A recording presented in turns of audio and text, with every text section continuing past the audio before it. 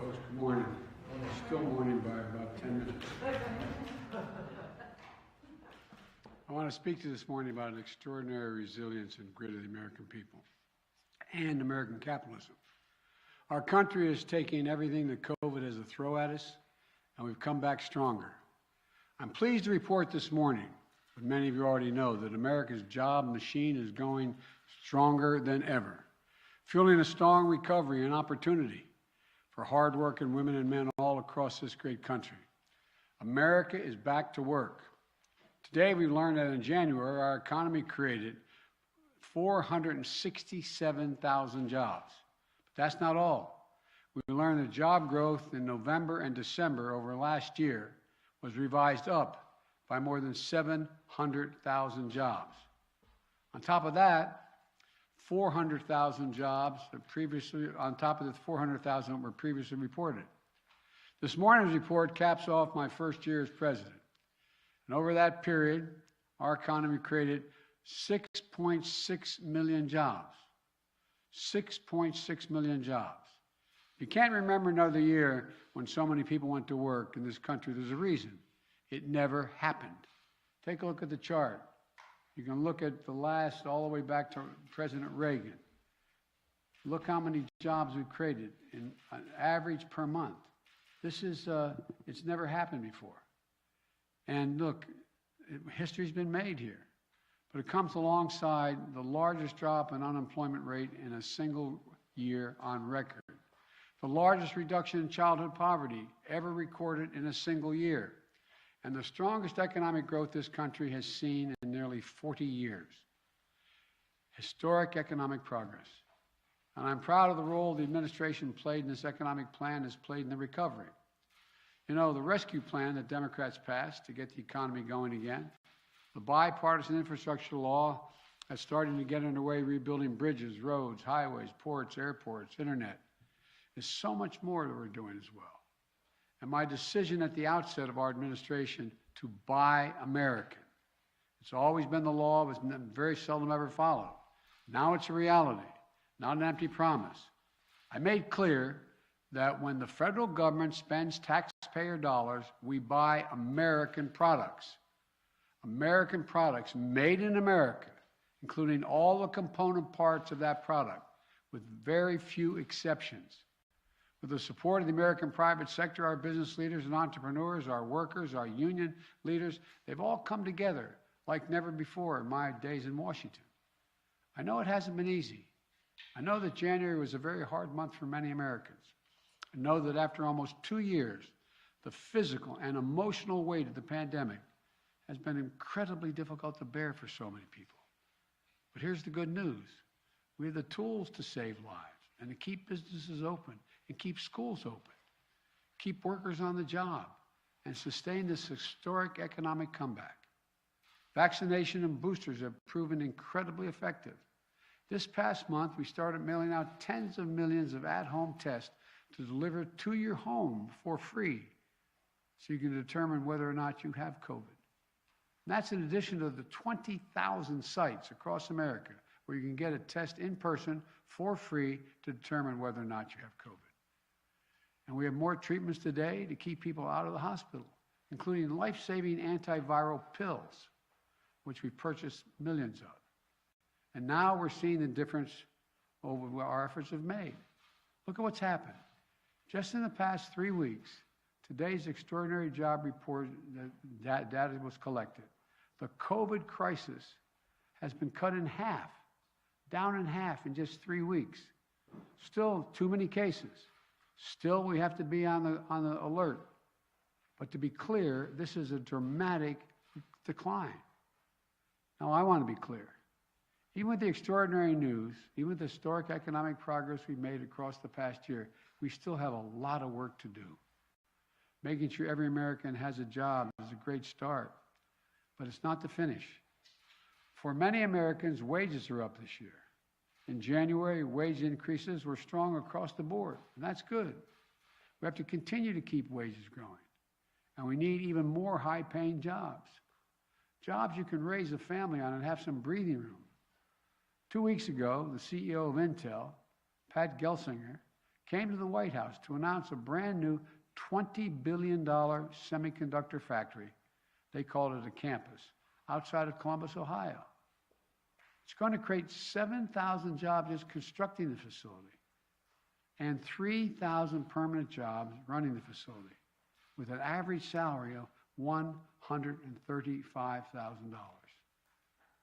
These semiconductors or microchips power virtually everything in our everyday lives, from our cell phones to automobiles, the refrigerators, the internet, the electric grid.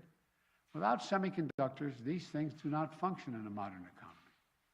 So the spin-off of this is going to create thousands of additional jobs as well, helping us build more American products in manufacturing automobiles, appliances, and so much more.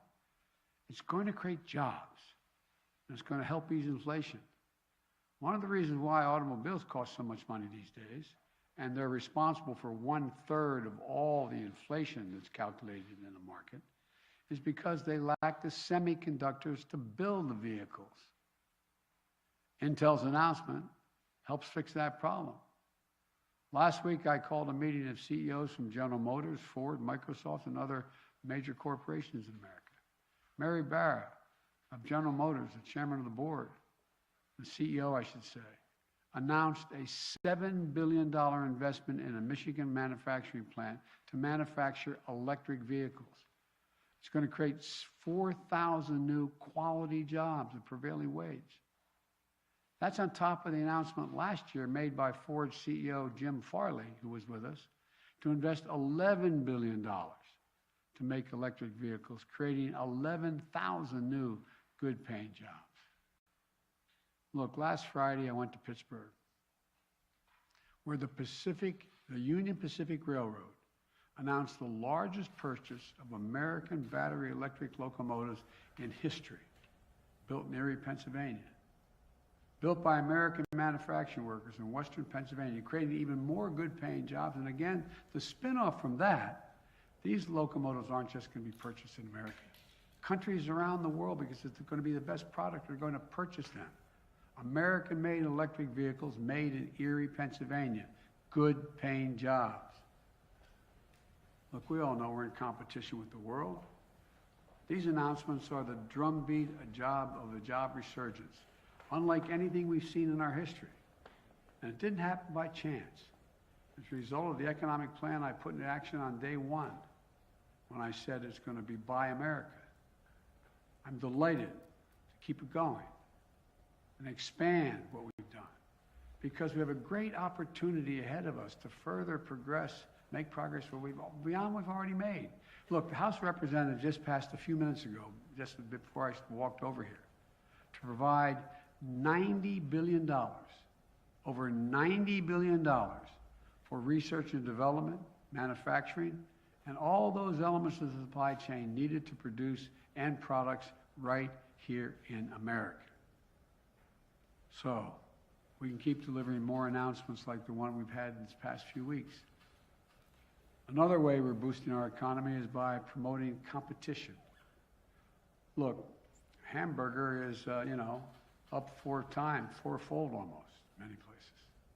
Well, guess what? Meat processors, or shipping, railroads, other industries are dominated by a few giant companies that control the market they operate in.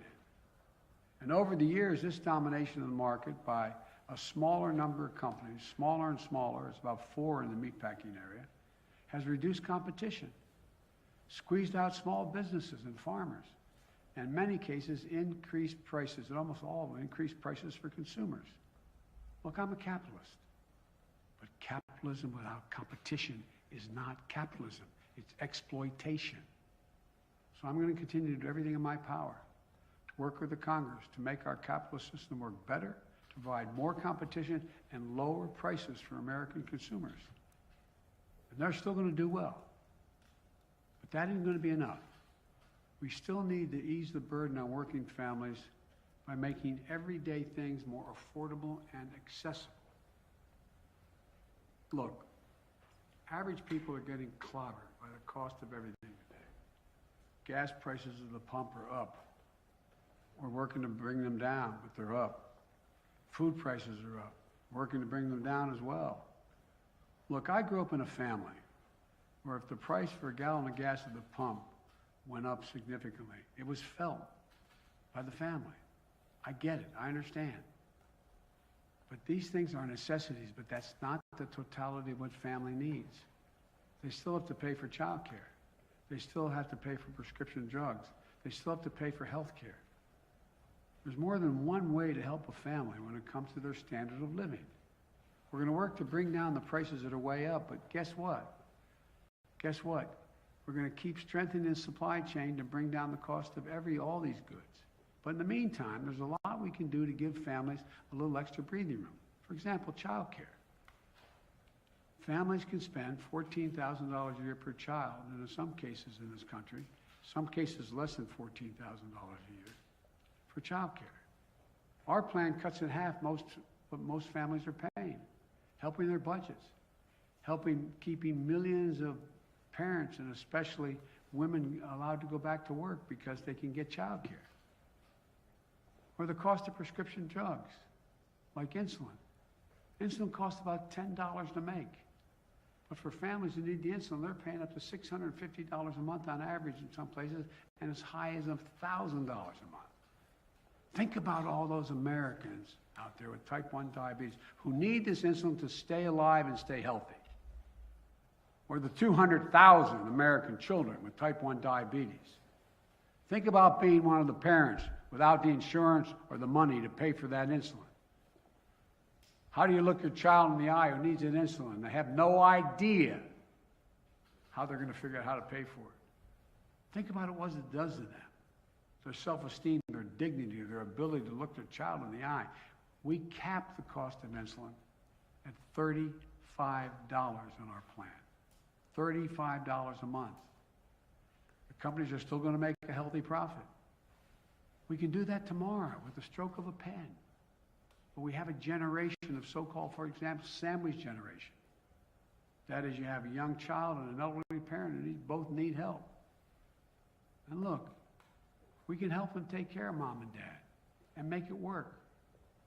There's a program that allows us to, on Medicare, that someone can come and install a handrail in the shower so mom doesn't fall, to make sure they have what they need to live with safety and dignity in their home, pick up the prescriptions, make an occasional meals. We can do all that. So when mom and dad put their head on a pillow at night, they can have peace of mind that their elderly parents are doing well and their children are okay. We're still going to work on gas prices. We're still going to work on the food prices. But in the meantime, we can deliver that peace of mind to the American people and give them a little breathing room. And by the way, the proposals that I have out there, nobody earning less than $400,000 a year would pay a single additional penny in taxes. Not a single penny. And a lot of companies I've spoken to are willing to pay a little more in their corporate taxes and their personal taxes to see that happen. You've heard me say it 100 times. You got 55 companies of the Fortune 500 companies that paid zero tax the last couple of years. And they made over $400 billion. Look, if we can do this without increasing the deficit, actually we reduced the deficit over 300 billion.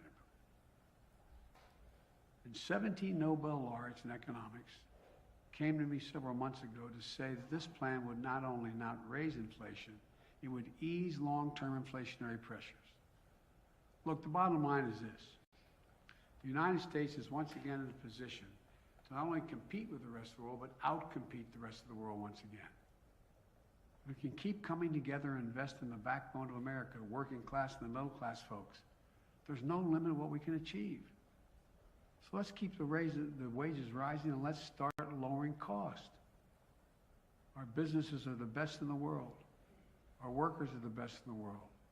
Give them half a chance. They'll outcompete anyone, anywhere in the world. We can have a quality of life for working people that they deserve at the same time.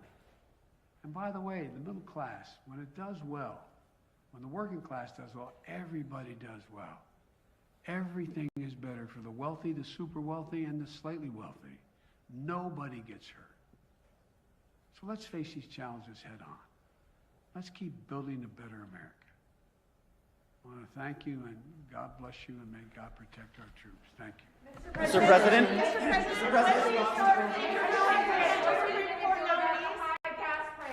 Your response to Putin and Xi, sir. Genocide against Uyghurs.